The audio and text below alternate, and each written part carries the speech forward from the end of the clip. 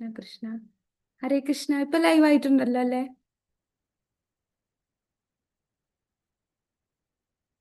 അതെ ഉണ്ടല്ലോ. Okay, live വന്നിട്ടുണ്ട്. ഹരേ കൃഷ്ണ. ഓം നമോ ഭഗവതേ വാസുദേവായ.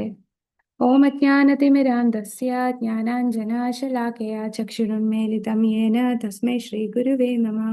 ശ്രീചൈതന്യമനോഭീഷ്ടം സ്ഥാപിതം യേന ഭൂതലേ സ്വയം രൂപാ ഗതാ മഹ്യം ദദാതി സ്വപദാന്തികം. വന്ദേഹം ശ്രീഗുരു ശ്രീയുതപദകമലം ശ്രീഗുരും വൈഷ്ണവാംശ ശ്രീരൂപം സാഗ്രജാതം സഗണ രഘുനാഥാനിതം ത്വം സജീവം സാദ്വൈതം സാവധൂതം പരിജനസഹിതം കൃഷ്ണ ചൈതന്യദേവം ശ്രീരാധാകൃഷ്ണപാദാൻ സഗണ ലളിതാ ശ്രീവിശാഖാന്വിതാംശ. ഹേ കൃഷ്ണ കരുണാ സിന്ധു ദീനബന്ധോ ജഗത്പദേ ഗോപേശ ഗോപികാന്ത രാധാകാന്ത നമോസ്തുതേ. തപ്തകാഞ്ചന ഗൗരാംഗി ശ്രീരാധേ വൃന്ദാവനേശ്വരി വൃഷഭാനുസ്തുതേ ദേവി പ്രണമാമി ഹരിപ്രിയേ. വാഞ്ചാകൽപതരുഭ്യശ്ച കൃപാ സിന്ധുഭ്യ ഏവ ച പതിതാനാം പാവനേഭ്യോ വൈഷ്ണവേഭ്യോ നമോ നമഃ.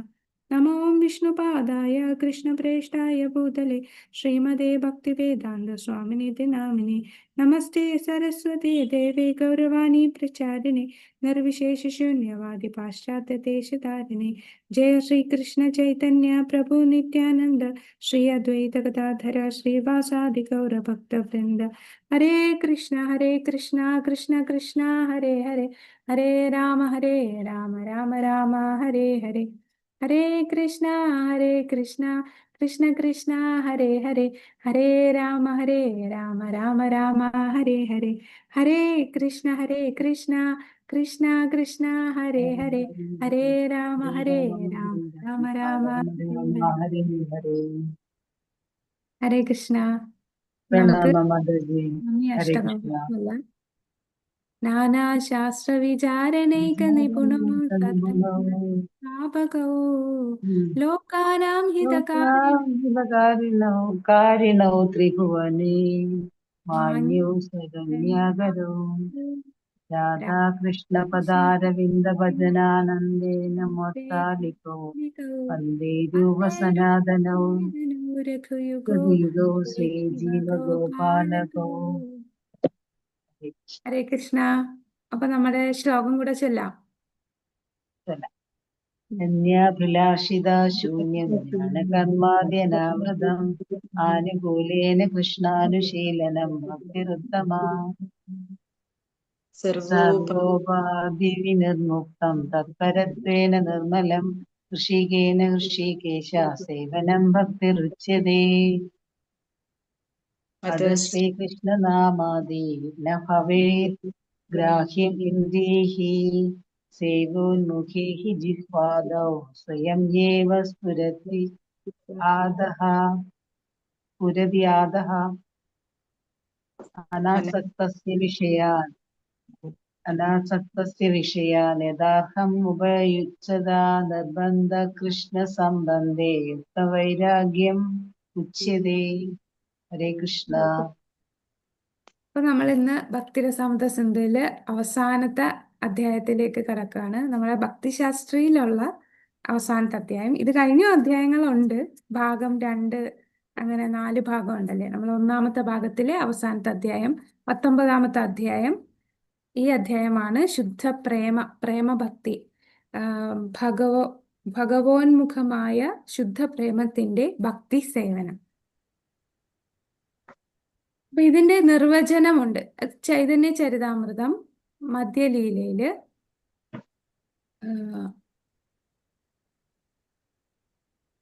സ്ക്രീൻ കാണുന്നുണ്ടോ?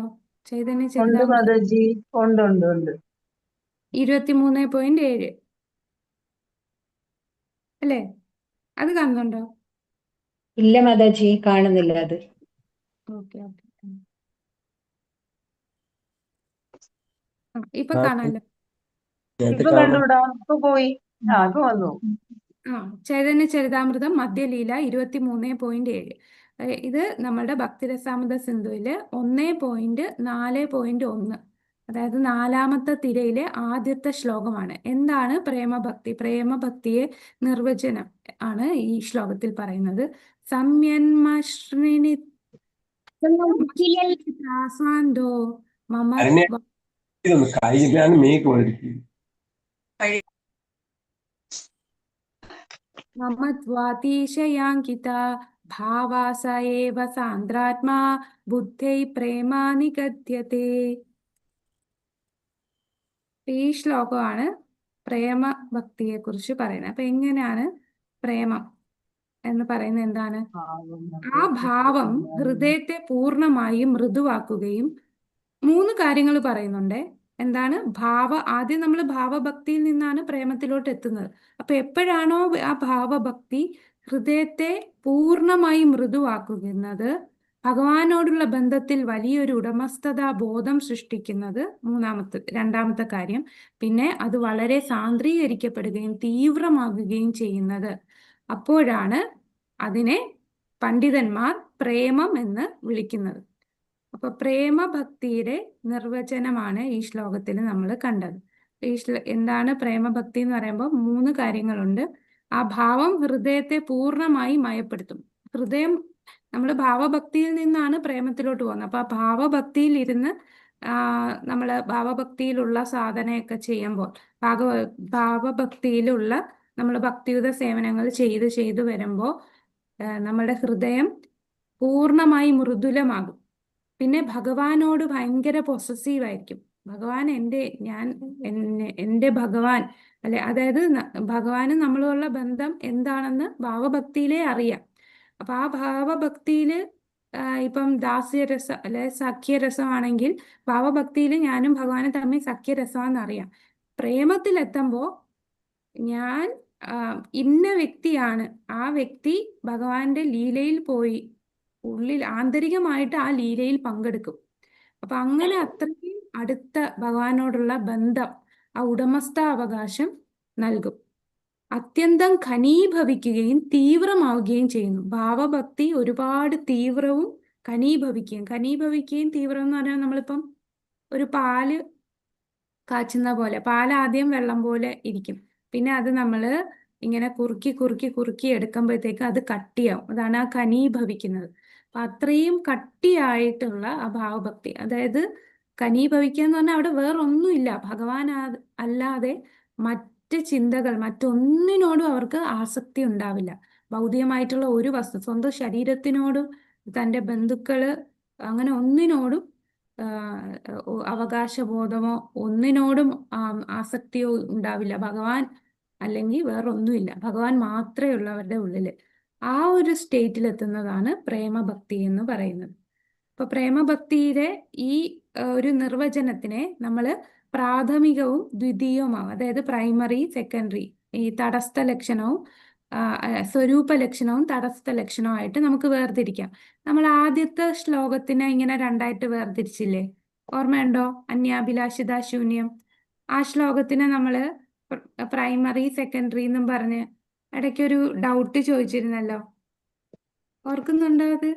ആ ഡൗട്ട് ചോദിച്ചപ്പോൾ ഞാൻ പറഞ്ഞു തന്നില്ലേ? അതുപോലെ പ്രാഥമികവും ദ്വിതീയവുമായിട്ട് ഈ ഒരു പ്രേമഭക്തിയുടെ നിർവചനത്തിനെ രണ്ടായിട്ട് തിരിച്ചു. പ്രാഥമികം എന്ന് പറയുമ്പോൾ പൂർണ്ണമായും പക്വമായ ഭാവാവസ്ഥ, അതായത് അത്രയും ഘനീഭവിച്ച തീവ്രമായ ഭാവാവസ്ഥയാണ് പ്രേമം എന്ന് പറയുന്നത്. അപ്പൊ ഭാവം പക്വതയാകുന്നു, തീവ്രമാകുന്നു, അതാണ് പ്രേമം.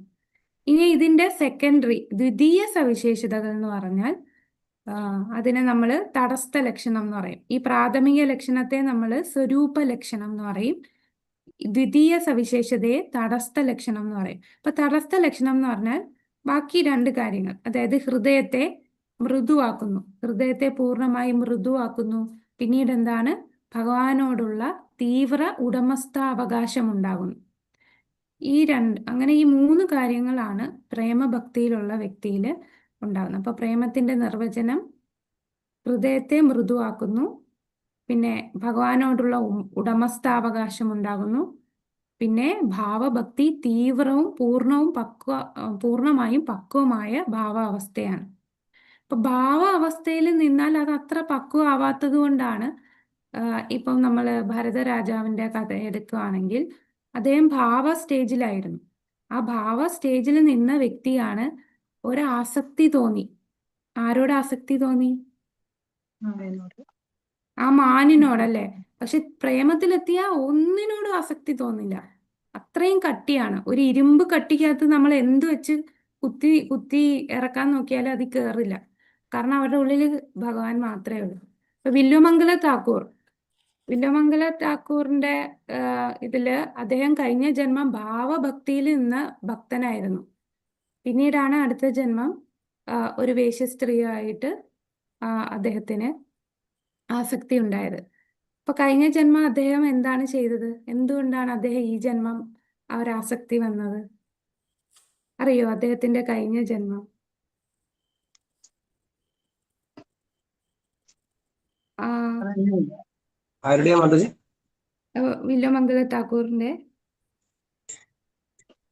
കഴിഞ്ഞ പ്രാവശ്യം ബ്രഹ്മോത്സവത്തിന് നമുക്കിവിടെ വില്വമംഗൽ ഠാക്കൂറിന്റെ സ്റ്റോറായിരുന്നു മാതാജി ഡ്രാമ.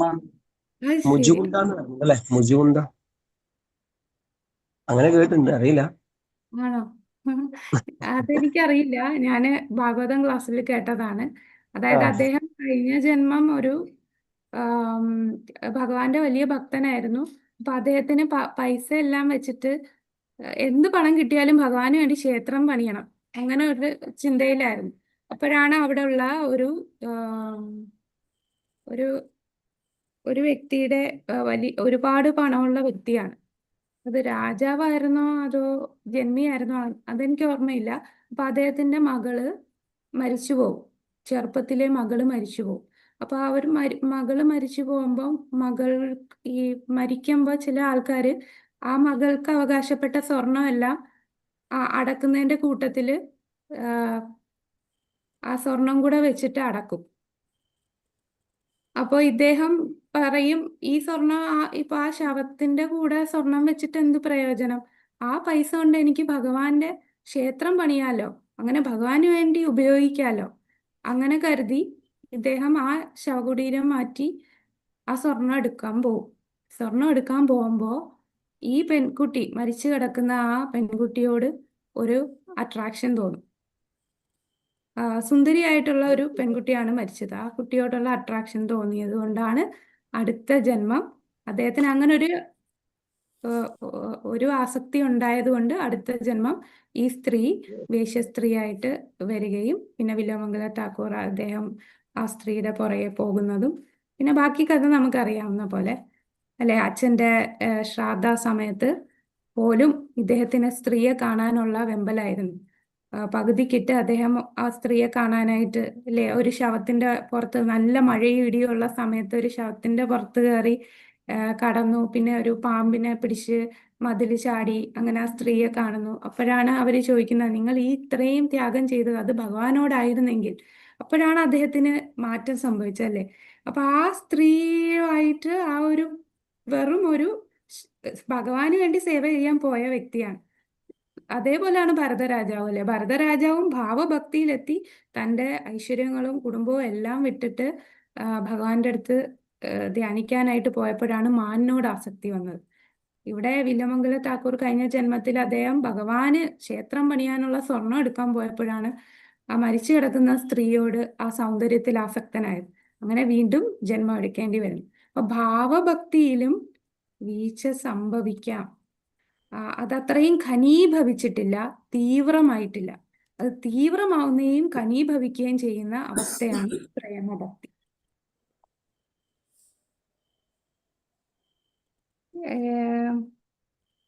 ഇനി പ്രേമം നമ്മൾ നേരത്തെ പറഞ്ഞല്ലേ, എന്താണ് പ്രേമം, എന്താണ് ഭാവം, വ്യത്യാസം എന്താണ്? ആരോടാണ് പ്രേമം, ആരോടാണ് ഭാവം? ഭഗവാനോട് പ്രേമം. നമ്മളൊരു ശ്ലോകം ചൈതന്യ ചരിതാമൃതത്തിൽ ഒരു ശ്ലോകം പറഞ്ഞത് ഓർക്കുന്നുണ്ടോ?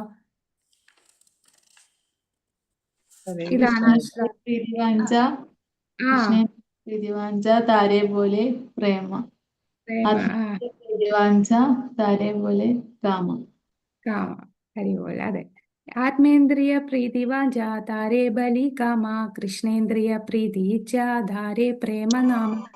ആത്മേന്ദ്രിയ, സ്വന്തം നമ്മളുടെ ഇന്ദ്രിയ സംതൃപ്തിക്ക് വേണ്ടി ചെയ്യുന്നത് എന്താണ് കാമം? കൃഷ്ണേന്ദ്രിയ പ്രീതിയിച്ച, കൃഷ്ണന്റെ ഭഗവാന്റെ ഇന്ദ്രിയങ്ങളെ സംതൃപ്തിക്കാൻ ചെയ്യുന്നതാണ് പ്രേമം. അപ്പൊ ആ പ്രേമം എന്ന് പറയുമ്പോൾ, പ്രേമഭക്തി എന്ന് പറയുമ്പോൾ ആ പ്രേമം ആരോടാണ്? അത് ഭഗവാൻ കൃഷ്ണനോടാണ്. അല്ലാതെ നമ്മളുടെ സ്വന്തം ഇന്ദ്രിയ, അത് കാമമാണ്. കാമം വേറെ, പ്രേമം വേറെ. അതാണ് ഇവിടെ നമ്മുടെ ഈ പുസ്തകത്തിൽ പറയുന്നുണ്ട്. പ്രേമം എന്ന പേരിൽ ഭൗതിക ലോകത്ത് നടക്കുന്നത് കാമമാണ്. പ്രേമവും കാമവും തമ്മിൽ വളരെ അന്തരമുണ്ട്. സ്വർണവും ഇരുമ്പും തമ്മിലുള്ള അന്തരം എന്താ? പ്രേമം സ്വർണമാണ്, കാമം ഇരുമ്പാണ്. കാമം ഭഗവാനിലേക്ക് മാറ്റുകയും ബന്ധുതയുടെ സങ്കല്പം മുഴുവൻ അദ്ദേഹത്തിൽ സവിശേഷിപ്പിക്കുകയും ചെയ്യുമ്പോൾ അത് ഭഗവാനിലുള്ള ശുദ്ധ പ്രേമമായി ഭീഷ്മർ, പ്രഹ്ലാദൻ, ഉദ്ധവർ, നാരദൻ തുടങ്ങിയ പ്രാമാണികന്മാർ അംഗീകരിച്ചിട്ടുള്ളതായി നാരദീയ പഞ്ചരാത്രത്തിൽ വ്യക്തമായി പറയുന്നു. ഭഗവത് പ്രേമം എന്നാൽ മറ്റുള്ളവരുടെ നേരെയുള്ള പ്രേമം എന്ന് വിളിക്കപ്പെടുന്ന ഭാവത്തെ പൂർണ്ണമായി ഉപേക്ഷിക്കുക എന്നതാണ് ഭീഷ്മരെ പോലുള്ള പ്രാമാണികന്മാർ വിശദമാക്കിയിട്ടുള്ളത്. മറ്റുള്ളവരോടുള്ള ആഭിമുഖ്യം പിൻവലിച്ച് വാത്സല്യം മുഴുവൻ ഒരാളിൽ മാത്രം സംവേശിപ്പിക്കലാണ് എന്ന് ഭീഷ്മർ പറയുന്നു. ഈ ശുദ്ധ പ്രേമം രണ്ടവസ്ഥയിൽ ഭഗവാനിലേക്ക് മാറ്റി പതിക്കാൻ കഴിയും. അപ്പൊ എങ്ങനെ നമുക്ക് പ്രേമത്തിലെത്താം? പ്രേമത്തിൽ എത്താനായിട്ട് രണ്ടവസ്ഥയിൽ നമുക്ക് പ്രേമത്തിലെത്താം. ഒന്ന്, ഭാവത്തിൽ നിന്ന് പ്രേമത്തിലെത്താം. രണ്ട്, ഭഗവാന്റെ അഹേതുകമായ കാരുണ്യത്തിലൂടെ പ്രേമത്തിലെത്താം. അപ്പൊ പ്രേമഭക്തി നമ്മൾ നേരത്തെ ഒരു ശ്ലോകം ഇവിടെ എവിടെയോ അതായത് ഈ പ്രേമത്തിലെത്താൻ രണ്ട് രീതിയുണ്ട് അല്ലെ. ഒന്ന്, ഭാവത്തിൽ കൂടെ പ്രേമത്തിലെത്താം. രണ്ടാമതെന്താ? കൃപ, ഭഗവാന്റെയും ഭഗവത് ഭക്തന്മാരുടെയും കാരുണ്യം കൊണ്ട് നമുക്ക് പ്രേമത്തിലെത്താം. അപ്പൊ നമ്മൾ പ്രേമത്തിന്റെ നിർവചനം എന്താന്ന് പറഞ്ഞു, അതിന്റെ തടസ്ഥ ലക്ഷണം, സ്വരൂപ ലക്ഷണം പറഞ്ഞു. പിന്നെ എന്താണ് പ്രേമം ആരോടാണ്? ഭൗതിക ലോകത്ത് കാണുന്ന എല്ലാം കാമമാണ്. കൃഷ്ണന്റെ ഇന്ദ്രിയങ്ങളെ പ്രീതിപ്പെടുത്തുന്നതാണ് പ്രേമം. അപ്പൊ അതാണ് പിന്നെ അതേക്കുറിച്ച് ശുദ്ധ പ്രേമം എന്താണെന്ന് ഭീഷ്മർ, പ്രഹ്ലാദൻ, ഉദ്ധവർ, നാരദർ എന്നീ പ്രാമാണികന്മാർ പറഞ്ഞിട്ടുള്ളത് പറയുന്നു. വേറൊന്നിനോടുമല്ല, എല്ലാത്തിനോടുള്ള ആസക്തി പിൻവലിച്ച് അത് ഭഗവാനിൽ മാത്രം സംക്ഷിപ്തമാക്കുന്നത്, സംവേശിപ്പിക്കലാണ് പ്രേമം എന്ന് ഭീഷ്മർ പറയുന്നു. ഇനി ഈ പ്രേമത്തിലേക്ക് എങ്ങനെ എത്താം എന്നാണ് പറയുന്നത്? രണ്ട് രീതിയുണ്ട്. ഭാവത്തിലൂടെ പ്രേമത്തിലെത്താം, ഭഗവാന്റെ കാരുണ്യത്തിലൂടെയും പ്രേമത്തിലെത്താം. അപ്പൊ അതാണ് അടുത്ത പേജില് ഹർഷോന്മാദം. ഹർഷോന്മാദം എന്ന് പറഞ്ഞാൽ നമ്മളുടെ ഭാവത്തിലൂടെ പ്രേമത്തിലെത്തുന്നതിനെ കുറിച്ചാണ് പറയുന്നത്. അതൊന്ന് വായിക്കാമോ? മതഗ്രന്ഥങ്ങളിൽ വിധിച്ചിരിക്കുന്ന രീതിയിൽ. ഹരേ കൃഷ്ണ. മതഗ്രന്ഥങ്ങളിൽ വിധിച്ചിരിക്കുന്ന രീതിയിൽ ഒരു ആത്മീയ ആചാര്യന്റെ ശിക്ഷണത്തിൽ ഭക്തിയുത സേവനത്തിന്റെ നിയമങ്ങളും ചട്ടങ്ങളും പാലിക്കുന്നതിലൂടെ ഭഗവാനോടുള്ള ഹർഷോന്മുഖമായ പ്രേമം ശക്തമായി ആവാഹനം ചെയ്യാം. ഭക്തിയുത സേവനത്തിൽ നിന്നുണ്ടാകുന്ന ഈ ഹർഷോന്മത്തമായ പ്രേമത്തെക്കുറിച്ച് ശ്രീമദ് ഭാഗവതത്തിൽ 11-ാം സ്കന്ധം 2.40 വിശദമാക്കിയിട്ടുണ്ട്. ഭക്തിഭാസനയുടെ നിയാമക തത്വങ്ങൾ നടപ്പാക്കിക്കൊണ്ടിരിക്കുന്നതിനിടയിൽ ഭക്തനിൽ തനിക്ക് സ്വാഭാവികമായുള്ള കൃഷ്ണാവബോധം വികസിക്കുന്നു. ഇപ്രകാരം മനസ്സലിയുമ്പോൾ ഉന്മത്തനെ പോലെ പാടാനും നൃത്തം വെക്കാനും തുടങ്ങും. തിരുനാമം ജപിക്കുന്നതിനിടയിൽ ചിലപ്പോൾ കരയും, ചിലപ്പോൾ ക്ഷോഭിച്ചു സംസാരിക്കും, മറ്റു ചിലപ്പോൾ അന്യരുടെ സാന്നിധ്യം പോലും വകവെക്കാതെ പാട്ടുപാടും, ഭ്രാന്തനെ പോലെ നൃത്തം ചവിട്ടും. അടുത്ത് വായിക്കണോ മാതിജി? ആത്മചോദിതമായ വാത്സല്യത്തിൽ നിന്നുണ്ടാകുന്ന ഹർഷോന്മത്തമായ പ്രേമത്തെക്കുറിച്ച് പത്മപുരാണത്തിൽ പറയുന്നുണ്ട്. കൃഷ്ണനെ ഭർത്താവായി കിട്ടാൻ വേണ്ടി ചന്ദ്രകാന്തി എന്ന പ്രസാദവതിയായ ഒരു കൊച്ചു സുന്ദരി കടുത്ത ബ്രഹ്മചര്യം ദീക്ഷിച്ചു. ഭഗവാന്റെ സർവാതിശായിയായ രൂപം സദാ ധ്യാനിച്ചു, ഭഗവത് കീർത്തനങ്ങൾ പാടി, നിരന്തരം തിരുനാമം ജപിച്ചു. മറ്റൊരാളെയും ഭർത്താവായി സ്വീകരിക്കുവാൻ അവൾ തയ്യാറല്ലായിരുന്നു. കൃഷ്ണൻ മാത്രമായിരിക്കും തന്റെ ഭർത്താവെന്ന് അവൾ ഉറച്ചു. ഹരേ കൃഷ്ണ. ഹരേ കൃഷ്ണ. അപ്പൊ ഇവിടെ പറയുന്ന ഭാവഭക്തിയിലൂടെ പ്രേമത്തിലെത്താം. ഇനി ഭാവഭക്തി തന്നെ രണ്ട് രീതിയിൽ എത്താൻ സാധിക്കും അല്ലെ. വൈദി സാധന ചെയ്ത് ഭാവത്തിലെത്താം, രാഗാനുഗ സാധന ചെയ്തും ഭാവത്തിലെത്താം. ആദ്യത്തെ പാരഗ്രാഫിൽ പറയുന്ന വൈദി സാധനയുടെ കാര്യങ്ങളാണ്. അതാണ് നമ്മൾ ചിട്ടകള്, നിയമങ്ങളൊക്കെ പാലിച്ചുകൊണ്ട് ഭഗവാനിലോട്ടുള്ള ഹർഷോന്മാദത്തിൽ എത്തുക. അതിനുള്ള ഉദാഹരണമായിട്ടാണ് ശ്രീമദ് ഭാഗവതത്തിലെ 11:2.40 ശ്ലോകം പറയുന്നത്. അങ്ങനെ നിയമങ്ങളൊക്കെ നടപ്പാക്കി റൂൾസ് ആൻഡ് റെഗുലേഷൻ ഒക്കെ പാലിച്ച് നമ്മൾ മുന്നോട്ട് പോകുമ്പോൾ നമുക്ക് ഭഗവാനോടുള്ള ഒരു സ്വാഭാവികമായിട്ടുള്ള ആകർഷണം ഉണ്ടാകുന്നു. അങ്ങനെ അത് മനസ്സിലാക്കുമ്പോൾ നമ്മൾ നൃത്തം വെക്കുന്നു, പാടാൻ തുടങ്ങുന്നു, കരയുന്നു, അങ്ങനെ പല വികാരങ്ങൾ ശരീരത്തിൽ ഉണ്ടാകുന്നു. അത് വൈദി സാധനയിലൂടെ വരുന്നു. ഈ വൈദി അതിനെ വൈദ ഭാവോത്ത പ്രേമ എന്നാണ് പറയുന്നത്. അതായത് വൈദിയിലൂടെ ഭാവത്തിലെത്തി പ്രേമത്തിലെത്തുന്നതിനെയാണ് വൈദ ഭാവോത്ത പ്രേമ എന്ന് പറയും. നിയമങ്ങളൊക്കെ പാലിച്ച് എത്തുന്നത്. ഇനി രണ്ടാമത്തെ ഭാവത്തിലെത്തുന്ന എങ്ങനെയാണ്? രാഗാനുഗ ഭക്തി ചെയ്ത് ഭാവത്തിലെത്തി പ്രേമത്തിലെത്താം. അല്ലെ, ഇങ്ങനെയും പോകാം, ഇങ്ങനെയും പോകാം. ചിലർ ഇങ്ങനെ പോകും, അതായത് വൈദി ചെയ്ത് രാഗയിലെത്തി ഭാവത്തിലെത്തി പ്രേമത്തിലെത്തും. ഇതിൽ പറയുന്നത് വൈദിയിൽ കയറി ഭാവത്തിലെത്തുന്നതും, രണ്ടാമത് പറയുന്നത് രാഗാനുഗയിലെത്തി ഭാവത്തിലെത്തും. അപ്പൊ രണ്ടാമത്തെ പാരഗ്രാഫ് ഇപ്പൊ പത്മപുരാണത്തിലുള്ളത് വായിച്ചില്ലേ, ചന്ദ്രകാന്ത. ഇത് തന്നെയാണ് നമ്മൾ ഭാവഭക്തിയിലും ഈ ചന്ദ്രകാന്തയുടെ കാര്യം പറഞ്ഞു. ഒരു പെൺകുട്ടി എന്താ വിഗ്രഹത്തിന്റെ മുമ്പിൽ നിന്ന് നൃത്തം ചെയ്യുന്നത് പറഞ്ഞില്ലേ, രാത്രി മുഴുവൻ നൃത്തം ചെയ്ത്, അത് രാഗാനുഗ സാധനാ ഭക്തിയാണ്. ആ പെൺകുട്ടിയുടെ കാര്യം തന്നെയാണ് ഇവിടെ പറയുന്നത്. ചന്ദ്രകാന്തി. ഇപ്പൊ ചന്ദ്രകാന്തി എന്താണ്? രാഗാനുഗ സാധനാ ഭക്തിയാണ് ചെയ്ത് ഭാവത്തിലെത്തി പ്രേമത്തിലെത്തിയതാണ്. ഇപ്പൊ ചന്ദ്രകാന്തിക്കുള്ള ഭഗവാനെ ഭർത്താവായിട്ട് കിട്ടുക, വേറെ ആരെയും സ്വീകരിക്കില്ല. അങ്ങനെ ആ കുട്ടി ഭഗവാന്റെ സർവാതിശായ രൂപം സദാ ധ്യാനിച്ചു. അങ്ങനെ ധ്യാനിച്ച് ഭഗവാന്റെ കീർത്തനങ്ങൾ പാടി നിരന്തരം തിരുനാമം ജപിച്ചു. മറ്റാരെയും ഭർത്താവായി സ്വീകരിക്കാൻ തയ്യാറായില്ല. കൃഷ്ണൻ മാത്രം തന്റെ ഭർത്താവെന്ന് ഉറച്ച് ആ ഒരു ഭാവത്തിൽ നിന്ന് പെൺകുട്ടി പ്രേമത്തിലെത്തി. അപ്പോ ഇതിന്റെ വ്യത്യാസം എന്താന്ന് വെച്ചാ, ഈ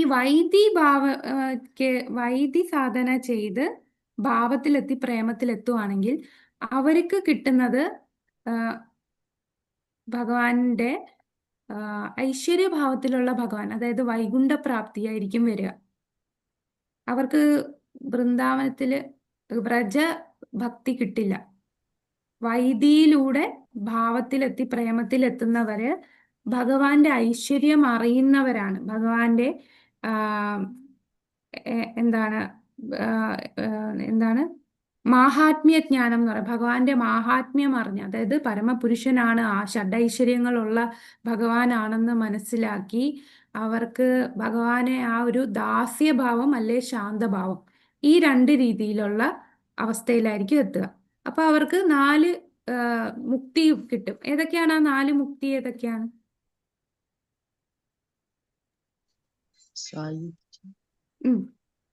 സായുജ്യം ഇല്ല, സാമീപ്യം, സാലോക്യം, സാരൂപ്യം, സാഷ്ടി. സാരൂപ്യം, സാലോക്യം, സാഷ്ടി, സാമീപ്യം. സായുജ്യം എന്ന് പറയുന്ന ഭക്തന്മാർക്ക് ഒട്ടും ആഗ്രഹിക്കാത്ത ഒന്നാണ്. അത് ബ്രഹ്മജ്യോതി ലയിക്കാൻ ആഗ്രഹിക്കുന്നവർക്കുള്ള സായുജ്യം. അപ്പൊ ഈ പറയുന്ന 4 മുക്തിയാണ് ഇവർക്ക് കിട്ടുക. ഈ വൈദി ചെയ്ത് രാഗാനുഗത്തിൽ കേറാതെ പോവുകയാണ്. രാഗാനത്തിൽ കേറാതെ വൈദി ചെയ്ത് ഭാവത്തിലെത്തി പ്രേമത്തിലെത്തുമ്പോൾ ഭഗവാന്റെ ഐശ്വര്യത്തില് ആകൃഷ്ടരാകുന്നവരാണ്. അപ്പൊ ആ ഭഗവാന്റെ മാഹാത്മ്യ ജ്ഞാന യുക്ത പ്രേമ എന്നാണ് അതിന് പറയാം. മാഹാത്മ്യ ജ്ഞാനയുക്ത പ്രേമ. അതായത് ഭഗവാന്റെ മാഹാത്മ്യം അറിഞ്ഞ് അവര് ഭഗവാന് പ്രേമത്തിലെത്തുന്നു. അവർക്ക് വൈകുണ്ഠ ലോകത്തിലുള്ള സാക്ഷാത്കാരമായിരിക്കും കിട്ടുക. ഈ 4 മുക്തികളില് ഏതെങ്കിലും ഒരു സാരൂപ്യമോ സാലോക്യം, സാഷ്ടി, അതിലേതെങ്കിലും ഒന്നായിരിക്കും കിട്ടുക.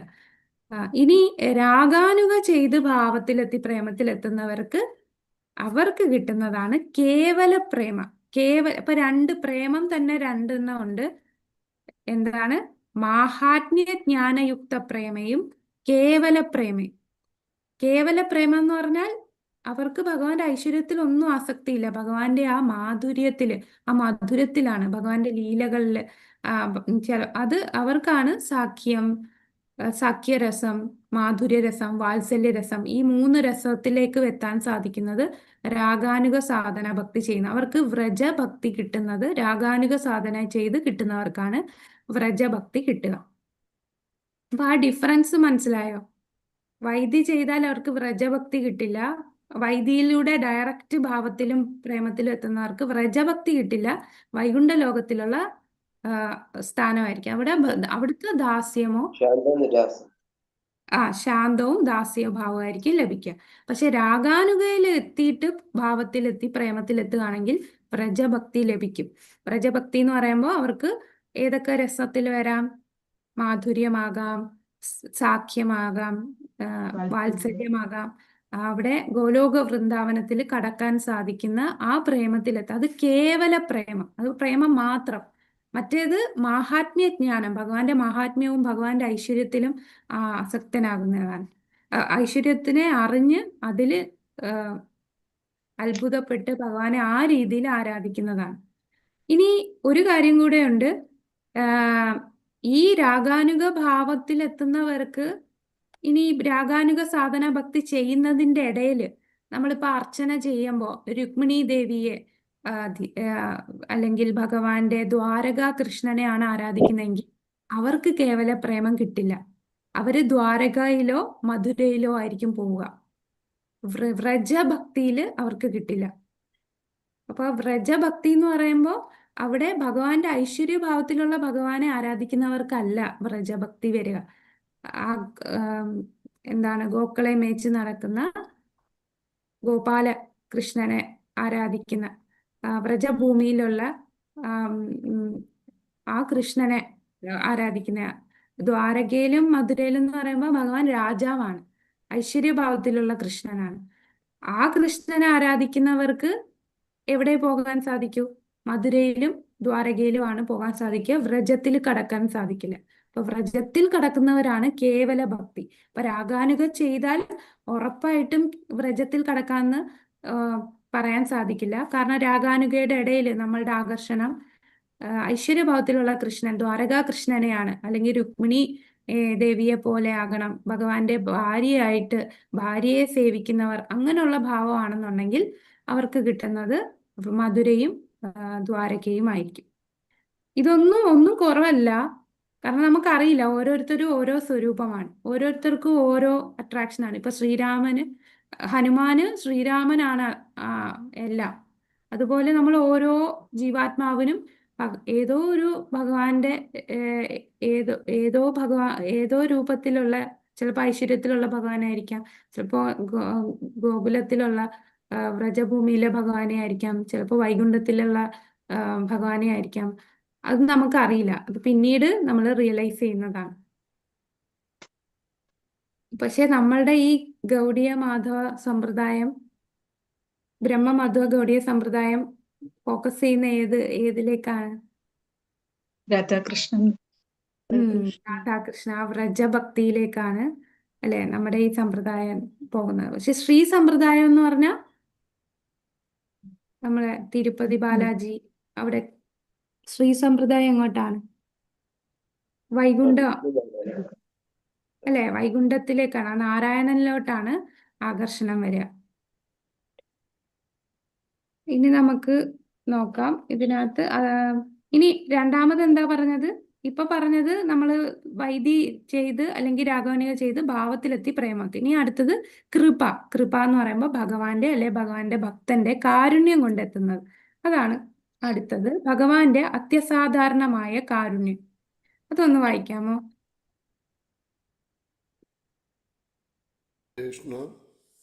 വായിച്ചോളൂ പ്രഭു. ഭഗവാന്റെ അത്യസാധാരണമായ കാരുണ്യത്തിൽ സംജാതമാവുന്നതായി പറയപ്പെടുന്ന പരാപേക്ഷ കൂടാതെയുള്ള കൃഷ്ണാഭിമുഖ്യത്തെ രണ്ടായി തിരിക്കാം. ഭഗവാന്റെ മഹത്വത്തിന് നേരെയുള്ള അത്യാദരവാണ് ഒന്നാമത്തേത്. മറ്റേത് ബാഹ്യ പരിഗണനകളൊന്നും കൂടാതെ അനൈച്ഛികമായുണ്ടാകുന്ന കൃഷ്ണാഭിമുഖ്യവും ആദ്യത്തേതിൻ്റെ അടിസ്ഥാനത്തിലാണ്. കൃഷ്ണാഭിമുഖമായ വാത്സല്യവും സ്ഥിരപ്രേമവും ഒരാളിൽ ഉണ്ടാകുന്നതെങ്കിൽ തീർച്ചയായും അയാൾക്ക് 4 തരം മോക്ഷങ്ങളും ഭഗവത് ധ്രുവപ്രാപ്തി, ഭഗവത് ഐശ്വര്യപ്രാപ്തി, ഭഗവത് ലോകപ്രാപ്തി, ഭഗവത് സമ്പർക്കപ്രാപ്തി കൈവരുമെന്ന് നാരദ പഞ്ചരാത്രം പറയുന്നു. മായാവാദികളുടെ മോക്ഷത്തിൽ നിന്നും തികച്ചും വിഭിന്നമാണ് വൈഷ്ണവരുടെ മോക്ഷം. മായാവാദികളുടേത് ഭഗവത് ദീപ്തിയിൽ വിലയം പ്രാപിക്കൽ മാത്രമാണ്. പിന്നെ വായിക്കണോ മാതാജി? ഹരേ കൃഷ്ണ. ഹരേ കൃഷ്ണ. ഓക്കെ, പ്രഭു അവിടെയാണ് വായിച്ചത്. ഞാൻ ഇപ്പുറത്തൊന്ന് വായിക്കാമോ വേറെ ആരെങ്കിലും? ഭഗവാന്റെ ഭഗവാന്റെ അത്യാസാധാരണമായ കാരുണ്യം എന്നുള്ളല്ലേ മാതാജി? ആ ഹെഡിങ്ങിന്റെ താഴെ. അതെ. ഭക്തൻ ഹർഷോന്മത്തമായ പ്രേമത്തിൽ സദാ ഭഗവാനുമായി സമ്പർക്കം പുലർത്തുന്നുവെങ്കിൽ ആ സ്ഥിതിക്ക് ഹേതു ഭഗവാന്റെ അത്യാസാധാരണവും അഹൈതുകവുമായ കാരുണ്യമാണെന്ന് മനസ്സിലാക്കണം. ഇത്തരം അത്യസാധാരണമായ കാരുണ്യത്തിന് ഒരു ഉദാഹരണം ശ്രീമദ് ഭാഗവതത്തിൽ 11:12-7 ശ്രീകൃഷ്ണൻ ഉദ്ധവരോട് പറയുന്ന ഭാഗത്ത് കാണാം. എന്നെ പ്രാപിക്കാൻ വേണ്ടി വൃന്ദാവനത്തിലെ ഗോപികമാർ വേദം പഠിച്ചിട്ടില്ല, തീർത്ഥാടനം നടത്തിയിട്ടില്ല, ഭക്തിപൂർവം അനുഷ്ഠാനങ്ങൾ നടത്തിയിട്ടുമില്ല, തപോനുഷ്ഠാനങ്ങളും ഉണ്ടായിട്ടില്ല. ഞാനുമായുള്ള സമ്പർക്കം കൊണ്ട് മാത്രമാണ് ഭക്തിയുത സേവനത്തിന്റെ സമുന്നത സമ്പൂർണത കൈവരിക്കാൻ അവർക്ക് കഴിഞ്ഞത്. ഹരേ കൃഷ്ണ മാതാജി. ബാക്കി വായിക്കണം മാതാജി. പത്മപുരാണത്തിലെ വായിച്ചോളൂ മാതാജി. പത്മപുരാണത്തിലെ ചന്ദ്രകാന്തിയുടെയും ശ്രീമദ് ഭാഗവതത്തിലെ ഗോപികമാരുടെയും ഉദാഹരണത്തിൽ നിന്ന് ഒരു കാര്യം സ്പഷ്ടമാണ്. തന്റെ സ്ഥിതി എന്തു തന്നെയായിരുന്നാലും കൃഷ്ണനെ കുറിച്ച് സദാ ചിന്തിക്കുകയും ഹർഷോന്മത്തമായ പ്രേമത്തോടെ അദ്ദേഹത്തിന്റെ മഹാത്മ്യങ്ങളെ സദാ പ്രകീർത്തിക്കുകയും ചെയ്യുന്ന ഭക്തൻ കൃഷ്ണന്റെ അത്യസാധാരണമായ കാരുണ്യം കൊണ്ട് കലർപ്പില്ലാത്ത ഭക്തി സേവനത്തിന്റെ സമുന്നത സമ്പൂർണത നേടും. ശ്രീമദ് ഭാഗവതം ഇത് സ്ഥിരീകരിക്കുന്നു. ഭഗവാൻ ശ്രീഹരിയെ പൂജിക്കുകയും ഉപാസിക്കുകയും സ്നേഹിക്കുകയും ചെയ്യുന്ന ആൾ ആത്മസാക്ഷാത്കാരത്തിന് വേണ്ടി എല്ലാത്തരം അനുഷ്ഠാനങ്ങളും തപസ്സും അനുഷ്ഠിച്ചു കഴിഞ്ഞിരിക്കുന്നതായി കണക്കാക്കണം. നേരെ മറിച്ച് എല്ലാത്തരം തപസ്സും യോഗമുറകളും അനുഷ്ഠിച്ച ശേഷവും ഒരാളിൽ ശ്രീഹരിയുടെ നേരെ ഇത്തരം ഒരു പ്രേമം വളരുന്നില്ലെങ്കിൽ ഈ അനുഷ്ഠാനങ്ങളെല്ലാം പാഴ്വേലയായിരുന്നതായി മനസ്സിലാക്കണം. അകത്തും പുറത്തും സദാ കൃഷ്ണനെ കാണുന്നയാൾ ആത്മസാക്ഷാത്കാരത്തിന് വേണ്ടിയുള്ള എല്ലാവിധ തപോനുഷ്ഠാനങ്ങളും നിങ്ങൾക്കും അപ്പുറത്തെത്തിയിരിക്കുന്നു. ഹരേ കൃഷ്ണ മാതാജി. ഹരേ കൃഷ്ണ. അപ്പൊ ഭഗവാന്റെ കാരുണ്യം കൊണ്ട്, അതായത് കാരുണ്യം എന്ന് പറയുമ്പോൾ അവർ റൂൾസ് ആൻഡ് റെഗുലേഷൻ ഒന്നും പഠിച്ചിട്ടില്ല, വേദങ്ങളൊന്നും പഠിച്ചിട്ടില്ല, ഒരുപാട് തപശ്ചര്യമൊന്നും ചെയ്തിട്ടില്ല, അല്ലെ ഗോപിമാർ. പക്ഷേ ഭഗവാനുമായിട്ടുള്ള സമ്പർക്കം കൊണ്ട് തന്നെ അവർക്ക് ഭഗവാന്റെ അഹൈതുകമായ കാരുണ്യത്താൽ പ്രേമഭക്തി ലഭിച്ചു. അത് ഭഗവാൻ പറയുന്നു, ഞാനുമായുള്ള സമ്പർക്കം കൊണ്ട് മാത്രമാണ് ഭക്തിയുത സേവനത്തിന്റെ സമുന്നത സമ്പൂർണത കൈവരിക്കാൻ, അതായത് ആ പ്രേമഭക്തി അവർക്ക് എത്തിയത്. അല്ലാതെ തപസ് ചെയ്യുകയോ വേദങ്ങൾ പഠിക്കുകയോ ഒന്നും ചെയ്തിട്ടില്ല, അല്ലെ വൃന്ദാവനത്തിലെ ഗോപിമാർ. ഇനി മറ്റൊരു ഭഗവാന്റെ കൃപ കിട്ടിയ മറ്റൊരു ഉദാഹരണം പറയുന്നത് ബലി മഹാരാജാവിനെയാണ്. ബലി മഹാരാജും ഇതുപോലെ ഭക്തിയുത സേവനം ഒന്നും ചെയ്തിട്ടില്ലായിരുന്നു. അദ്ദേഹം തന്റെ ഗുരുവായിട്ടുള്ള ശുക്രാചാര്യരുടെ നിർദ്ദേശപ്രകാരം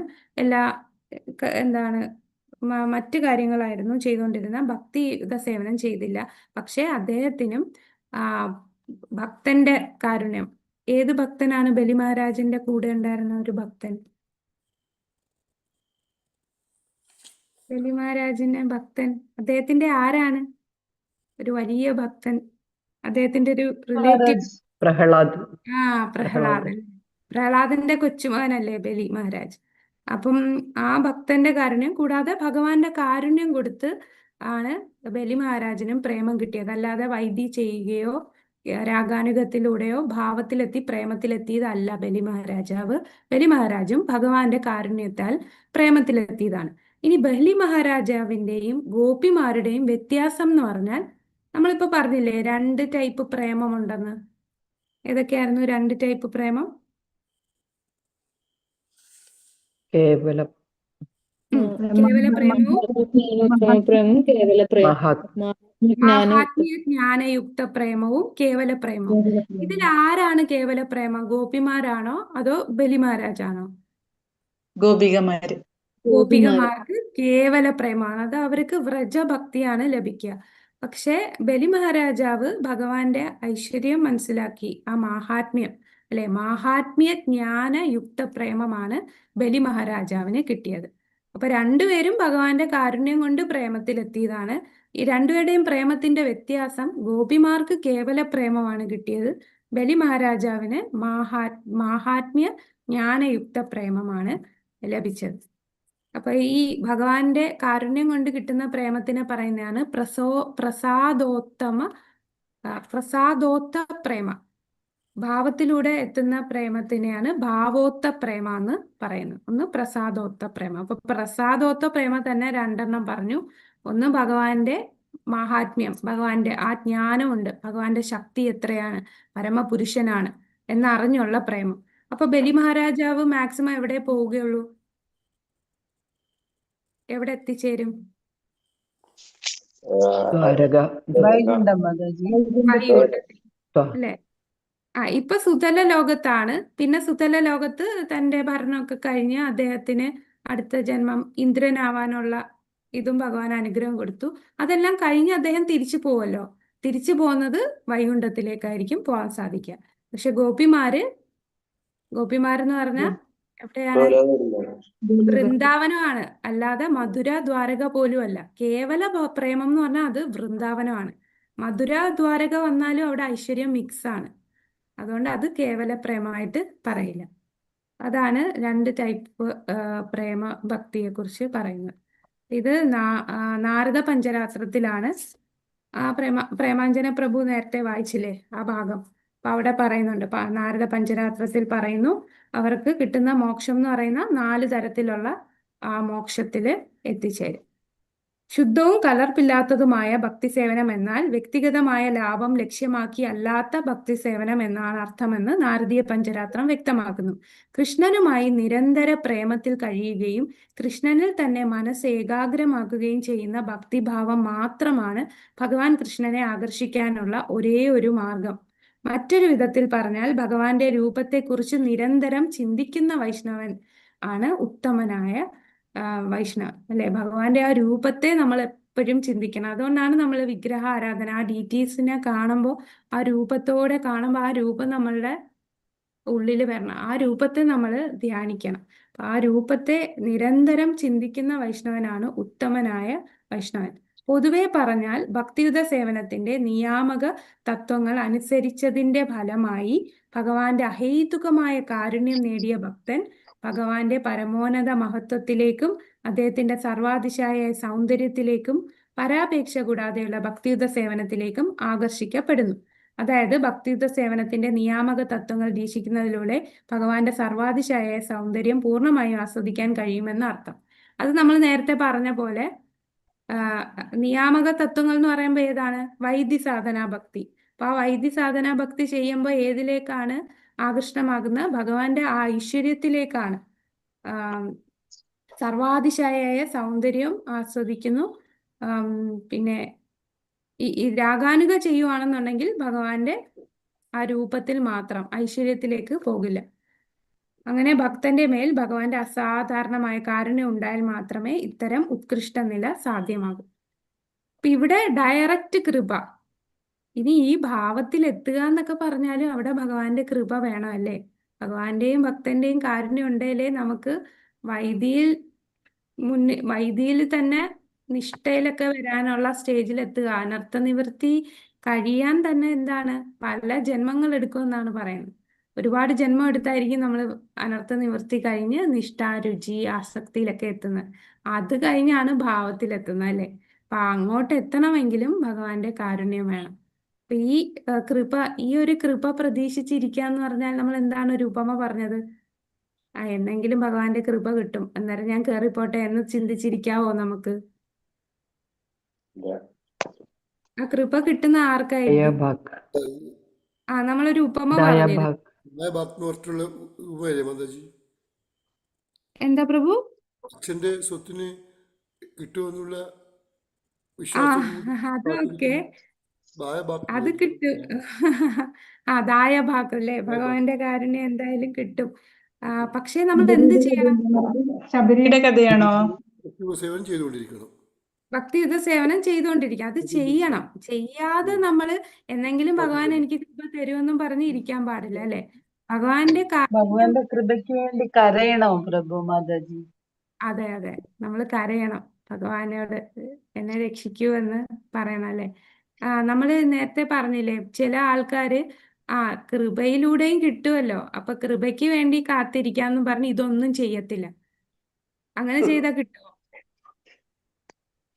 അങ്ങനെ ചെയ്താൽ കിട്ടില്ല അല്ലേ. നമ്മൾ പറയില്ലേ, ഈ ഓണററി ഡിഗ്രി ചിലര് സ്കൂളിലും കോളേജിലും ഒന്നും പഠിക്കാതെ തന്നെ അവർക്ക് ഡോക്ടറേറ്റ് കൊടുക്കും. അങ്ങനെ അപൂർവം കേസസ് ഉണ്ട്. അതുപോലെ വളരെ റെയർ ആയിട്ടാണ് ഈ കൃപ ഡയറക്റ്റ് കിട്ടി പോകുന്നത്. അത് റെയർ ആയിട്ട് കിട്ടുന്നത് കൊണ്ട് എനിക്ക് ഇനി എന്തെങ്കിലും കൃപ കിട്ടുമെന്ന് പറഞ്ഞ് നമ്മൾ ചിന്തിക്കാൻ പാടില്ല. നമ്മൾ നമ്മളുടെ സാധന ചെയ്യണം. നമ്മളെ വൈദ്യ സാധന ചെയ്യുക. നമ്മുടെ ശിക്ഷാഗുരുക്കന്മാര് നമുക്ക് നമ്മുടെ ഗുരു പറഞ്ഞിട്ടുള്ള രീതിയിൽ നമ്മൾ സാധന ചെയ്യുക. അപരാധങ്ങളില്ലാതെ നമ്മൾ മുന്നോട്ട് പോവുകയാണെങ്കിൽ തീർച്ചയായിട്ടും ദായഭാഗ് അല്ലെ, ഭഗവാന്റെ കാരുണ്യം ഉറപ്പായിട്ടും ലഭിക്കും. നമ്മൾ അത്രയും സീരിയസ് ആയിട്ട്, നമ്മൾ ആത്മാർത്ഥമായിട്ട്, നമ്മൾ അതിനു വേണ്ടി നമ്മുടെ ആഗ്രഹം വേണം, എനിക്ക് ആ സ്ഥാനത്ത് എത്തണം. നമ്മൾ ഈ ഭക്തി സേവനം ചെയ്യുന്നതിന്റെ ഏറ്റവും ടോപ്പ് മോസ്റ്റ് നമ്മൾ ആഗ്രഹിക്കുന്ന എന്താണ്? ആ പ്രേമത്തിൽ എത്തുക എന്നുള്ളതാണ്. പ്രേമഭക്തി അത് കിട്ടാനായിട്ട് നമ്മൾ ആത്മാർത്ഥമായിട്ട് ആഗ്രഹിക്കുക, അതനുസരിച്ച് നമുക്ക് പ്രവർത്തിക്കാം. ഇനി അടുത്തത് പറയുന്നത് ഉത്തമ ഭക്തന്മാരുമായിട്ടുള്ള സമ്പർക്കം. അപ്പൊ അടുത്തത് പറയുന്നതെന്ന് പറഞ്ഞാൽ ഭക്തിയിലെ പല സ്റ്റേജസ് ആണ്. ഇത് നമ്മൾ പറഞ്ഞല്ലോ, മഹാത്മ്യ, ജ്ഞാനയുക്ത പ്രേമവും കേവല പ്രേമം. എന്തൊക്കെയാണ് ഭക്തിയിലെ സ്റ്റേജസ്? ഏതൊക്കെയാണ്? ശ്രദ്ധ, സത്സംഗ, സംഘ, ഭജനക്രിയ, അനർത്ഥ നിവൃത്തി, രുചി, ആസക്തി, ഭാവപ്രേമ. ഇഷ്ടാരുചി, ആസക്തി, ഭാവപ്രേമം അല്ലെ. അത് ചൈതന്യ ചരിതാമൃതത്തില് മധ്യലീല 23-ാമത്തെ അധ്യായത്തില് 14-15 ശ്ലോകം. ആദോ ശ്രദ്ധ തഥാ സാധു സംഗോഥ ഭജനക്രിയ തതോ അനർത്ഥ നിവൃത്തിസ്യ തതോ നിഷ്ഠാരുചിസ്തഥാ അഥാസക്തിസ്തതോ ഭാവസ്തഥാ പ്രേമാഭ്യുദാന്യതി സാധകാനാമയം പ്രേമ പ്രാദുർഭാവേ ഭവേ ക്രമ. അപ്പൊ ഇവിടെ പറയുന്നത് ആദ്യം വിശ്വാസം ഉണ്ടായിരിക്കണം. അതാണ് ആദോ ശ്രദ്ധ. ആദോ എന്ന് പറഞ്ഞാൽ ആദ്യം ആരംഭത്തിൽ എന്താണ്? വിശ്വാസം.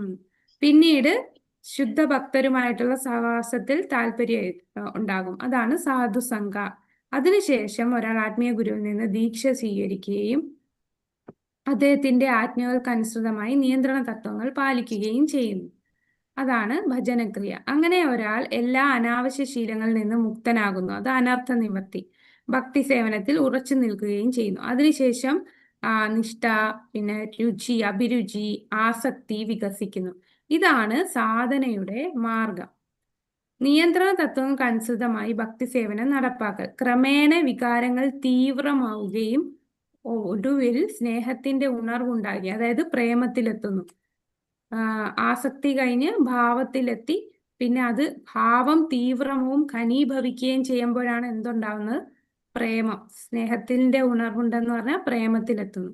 കൃഷ്ണാബോധത്തിൽ താല്പര്യമുള്ള ഭക്തന് ദൈവ പ്രേമത്തിന്റെ ക്രമേണ വികാസമാണിത്. ഇപ്പൊ ക്രമേണ നമ്മൾ പ്രേമത്തിലെത്തുന്ന 9 സ്റ്റെപ്പുകളാണ് ഇപ്പൊ പറഞ്ഞത്. ആദോ ശ്രദ്ധ, സാധുസംഘ, ഭജനക്രിയ.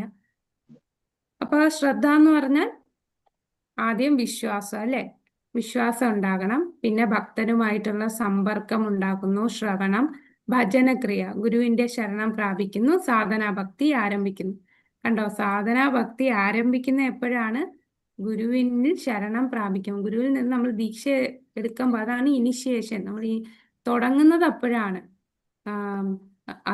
അപ്പൊ ഭജനക്രിയ. അതിനുശേഷം പിന്നീടാണ് പ്രശ്നങ്ങളൊക്കെ തുടങ്ങുന്നതല്ലേ.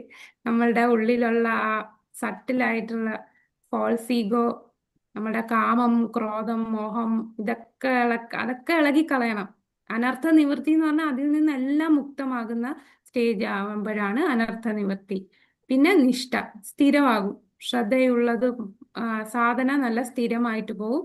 ശക്തവും യാഥാർത്ഥമായ രുചി ഉണ്ടാകും. പിന്നെ ആസക്തി, വൈകാരിക ആസക്തിയും കൃഷ്ണനെ പ്രീതിപ്പെടുത്താനുള്ള തീവ്രമായ ആഗ്രഹം ഉണ്ടാകും. അതിനുശേഷം ഭാവം, കരുണ ലഭിക്കാനും ഉറങ്ങിക്കിടക്കുന്ന പ്രേമവിത്ത് ഉയരാനും യോഗ്യമായ ഹൃദയമാകുന്നു. പിന്നെ പ്രേമത്തിലെത്തുന്നു അല്ലെ. ഇത് ചൈതന്യ ചരിതാമൃതം മധ്യലീല 23, 14, 15. ശുദ്ധ പ്രേമത്തിലെത്തുന്നു. ഇനി അടുത്തത് അതാണ് ആ പാരഗ്രാഫ് ഫുള്ളും ഈ 9 സ്റ്റേജിനെ കുറിച്ചാണ് പറയുന്നത്. അടുത്ത പാരഗ്രാഫ്, മഹാഭാഗ്യവാന്മാർക്ക് മാത്രമേ ജീവിതത്തിൽ ഈ വിജയം നേടാനാകൂ. അപ്പൊ ആ പ്രേമഭക്തിയിൽ എത്തുക എന്ന് പറഞ്ഞാൽ അത്ര എളുപ്പമല്ലല്ലേ. അത്രയും ഭാഗ്യവാന്മാർക്കാണ് കിട്ടുക. വൈദിക ഗ്രന്ഥങ്ങളിൽ പഠിക്കുന്ന ഒരു കേവല വിദ്യാർത്ഥിക്ക് ഈ വികാസം എങ്ങനെ സംഭവിക്കുന്നുവെന്ന് മനസ്സിലാക്കാൻ വിഷമമാണ്. നാരദ പഞ്ചരാത്രത്തിൽ ശിവൻ പാർവതിയോട് പറയുന്നു. വായിച്ചോളൂ. ആരെങ്കിലും ഒന്ന് വായിക്കോ? കണ്ടോ അത്? ഹരേ കൃഷ്ണ. ദേവി ഭഗവത് പ്രേമത്തിന്റെ ഹർഷോന്മാദം വളർത്തിയിട്ടുള്ള ഈ പ്രേമത്തിന്റെ ഫലമായി സദാ പരമാനന്ദത്തിൽ മുഴുകിക്കഴിയുന്ന ഒരാൾക്ക് ശരീരത്തിൽ നിന്നോ മനസ്സിൽ നിന്നോ ഉണ്ടാകുന്ന ഭൗതികമായ സുഖദുഃഖങ്ങൾ ദർശിക്കാൻ കഴിയില്ലെന്ന് എന്നിൽ നിന്നും മനസ്സിലാക്കിക്കൊള്ളുക. ഹരേ കൃഷ്ണ. അടുത്തൂടെ വായിച്ചോളൂ മാതാജി.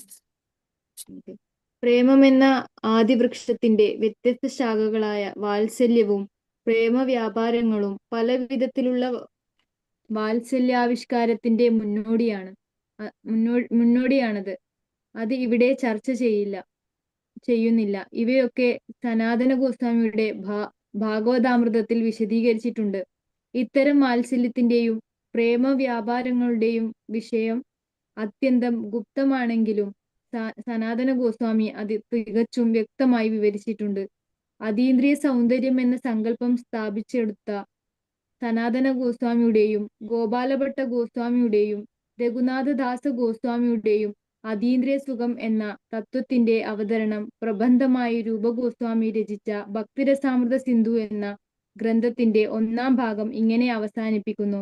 ഭക്തിരസാമൃത സിന്ധുവിന്റെ രചനാകാലത്ത് ശ്രീല ജീവഗോസ്വാമി സജീവമായി രംഗത്തില്ലായിരുന്നു എന്നു വേണം മുകളിലുള്ള പ്രസ്താവനയിൽ നിന്നും മനസ്സിലാക്കാൻ. ഇങ്ങനെ ഭക്തിരസാമൃത സിന്ധുവിലെ ഭഗവദ്ദേവാത്മുഖമായ ഹർഷോന്മാദ പ്രണയത്തിന്റെ വിവരണം വരെയുള്ള 1-ാം ഭാഗത്തിന്റെ ഭക്തിവേദാന്ത സംഗ്രഹ പഠനം സമാപ്തം. ഹരേ കൃഷ്ണ. ഹരേ കൃഷ്ണ. ഹരേ കൃഷ്ണ. അപ്പൊ ഇവിടെ പറയുന്നത് ഒരു പ്രേമഭക്തനെ മനസ്സിലാക്കുക, പ്രേമത്തിലുള്ള വ്യക്തിയെ മനസ്സിലാക്കുക അത്ര എളുപ്പമല്ല. പ്രേമത്തിൽ എത്തുക എന്ന് പറയുന്നത് തന്നെ അപൂർവമായിട്ട് വളരെ ഭാഗ്യമുള്ളവർക്ക് മാത്രമേ പ്രേമഭക്തിയിൽ എത്താൻ സാധിക്കൂ. അവരുടെ സ്വഭാവങ്ങൾ നമുക്ക് മനസ്സിലാക്കാൻ പ്രയാസമാണ്. ചിലപ്പോൾ സന്തോഷവാനായിരിക്കും, ചിലപ്പോൾ അസന്തുഷ്ടവാനായി പ്രത്യക്ഷപ്പെടും. ആന്തരികമായിട്ട് അവർ പരമമായ ആനന്ദം ആസ്വദിക്കുകയാണ്. ഇപ്പൊ പുറമേ ഒരാളെ കണ്ട ഇതൊരു പ്രേമഭക്തനാണ് എന്ന് നമുക്ക് ഐഡന്റിഫൈ ചെയ്യാൻ സാധിക്കില്ല. അപ്പൊ എന്താണ്, ശാസ്ത്രങ്ങൾ പോലും അത് മനസ്സിലാക്കാൻ പ്രയാസമാണ് എന്നാണ് പറയുന്നത്. കാരണം അവർ ആന്തരികമായിട്ടാണ് ആനന്ദം, പുറമേ അത് പ്രകടമാക്കാറില്ല. അതിനാൽ പ്രേമഭക്തിയുടെ നിധിയെ വിലമതിക്കാൻ പ്രയാസമാണ്. പിന്നെ ശിവൻ പാർവതിയോട് പറയുന്ന ഭാഗം അല്ലെ. അപ്പൊ പിന്നെ ഈ പ്രേമത്തിന്റെ തന്നെ അഡ്വാൻസ്ഡ് സ്റ്റേജിനെ കുറിച്ച് മറ്റ് സ്റ്റേജും പിന്നെ അതിനെ കൂടുതലുള്ള അതിന്റെ മാധുര്യം എന്താണെന്നൊക്കെ ഭാഗവതാമൃതത്തില് സനാതന ഗോസ്വാമി രചിച്ചിട്ടുണ്ടെന്നാണ് രൂപഗോസ്വാമി ഇവിടെ പറയുന്നത്. പിന്നീട് രൂപഗോസ്വാമി ഭക്തിരസാമൃത സിന്ധു ഗോപാലനും പിന്നെ അവതാരങ്ങളുടെ എല്ലാം സ്രോതസ്സായിട്ടുള്ള ഗോപാലനും പിന്നെ സനാതന ഗോസ്വാമി, ഗോപാലഭട്ട ഗോസ്വാമി, രൂപഗോസ്വാമി, രഘുനാഥദാസ ഗോസ്വാമി, ഇത്രയും ഗോസ്വാമികളുടെ പേര് പറഞ്ഞു. പക്ഷേ ജീവഗോസ്വാമിയുടെ പേര് അവിടെ പറഞ്ഞിട്ടില്ല. അപ്പൊ രൂപഗോസ്വാമി എല്ലാരിലും ഈ ഭക്തിരസാമൃത സിന്ധു എന്ന ഈ പുസ്തകം എഴുതിയേക്കുന്നത് അവർക്കെല്ലാം ആനന്ദം കൊടുക്കട്ടെ എന്ന് പ്രാർത്ഥിക്കുകയാണ്. പക്ഷെ ജീവഗോസ്വാമിയുടെ പേര് അവിടെ പറഞ്ഞിട്ടില്ല. അതുകൊണ്ടാണ് ഇവിടെ പറയുന്നത് ഈ രചിക്കുന്ന സമയത്ത് ജീവഗോസ്വാമി സജീവമായി രംഗത്തില്ലായിരുന്നു എന്ന് വേണം മുകളിലുള്ള പ്രസ്താവനയിൽ നിന്ന് മനസ്സിലാക്കാൻ. ജീവഗോസ്വാമി എവിടെ പോയി അപ്പോൾ?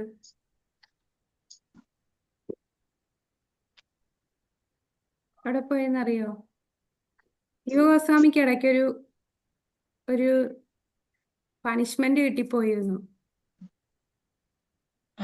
വൃന്ദാവനത്തിന് പുറത്തു പോണെന്ന് പറഞ്ഞ് ആ അതെ അതെ, അതുകൊണ്ടാണ് ആ സമയത്ത് ജീവഗോസ്വാമിയോട് ഉണ്ടായിരുന്നില്ല.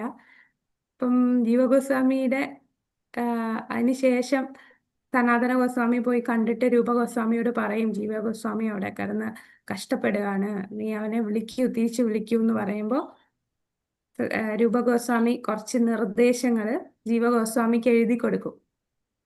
ആ നിർദ്ദേശങ്ങൾ ഏതാണെന്നറിയോ? അതാണ് നമ്മൾ ഇനി അടുത്ത മോഡ്യൂളിൽ പഠിക്കാൻ പോകുന്നത്, ഉപദേശാമൃതം. ഉപദേശാമൃതം. ഹരേ കൃഷ്ണ. അപ്പൊ നമ്മളുടെ 4th മോഡ്യൂൾ ഇന്ന് കംപ്ലീറ്റ് ആയി. ഇനി 5-ാം തീയതി ശ്ലോക ടെസ്റ്റ്, 12-ാം തീയതി ക്ലോസ്ഡ് ബുക്ക് എക്സാം. അത് കഴിഞ്ഞ് നമ്മൾ ലാസ്റ്റ് മോഡ്യൂളിലേക്ക് കടക്കും, ഭക്തിശാസ്ത്രി ലാസ്റ്റ് മോഡ്യൂൾ. രണ്ടും ഒന്നിച്ചാ മധുജി? രണ്ടും ഒന്നിച്ചാ മതി. നമുക്ക് എസ്സേ ഓരോന്നിലും ഓരോന്നായിരിക്കും. ഉപദേശാമൃതത്തിലെ ഒരു എസ്സേ, ഈശോപനിഷത്തിലെ ഒരു എസ്സേ. ക്ലോസ്ഡ് ബുക്ക് രണ്ടും കൂടെ ചേർത്തായിരിക്കും. കുറച്ചുകൂടി ഭാഗം 2 ഒക്കെ ഏതിലാണ് മഹാരാജി പഠിപ്പിക്കുന്നത്? അത് കുറച്ചുകൂടെ അഡ്വാൻസ്ഡ് സ്റ്റേജ് ആയിട്ടുള്ളവർക്ക് പഠിക്കാനെന്നാണ് പറഞ്ഞത്. എനിക്ക് തോന്നുന്നു ഭക്തിശാസ്ത്രയിൽ എന്തായാലും വരുന്നില്ല ഭാഗം 2. അല്ല, വൈഭവയിലും ഉണ്ടോന്ന് ചോദിച്ചു. വൈഭവിലും ഇല്ല. വൈഭവില് നമ്മൾ ഭാഗവതം മാത്രല്ലേ ഉള്ളൂ. ഫസ്റ്റ് ക്യാൻഡോ തൊട്ട് 5th ക്യാൻഡോ വരെ ഉള്ളൂ. മധുജി, മധുജി, നമുക്ക് 13-ാമത്തെ അധ്യായത്തില് ഒരു ക്വസ്റ്റ്യൻ ഉണ്ട്. 5 ഭക്തിപര പ്രവർത്തനങ്ങളിൽ ഏതെങ്കിലും ഒന്നിനോടുള്ള ഒരു ചെറിയ ആസക്തി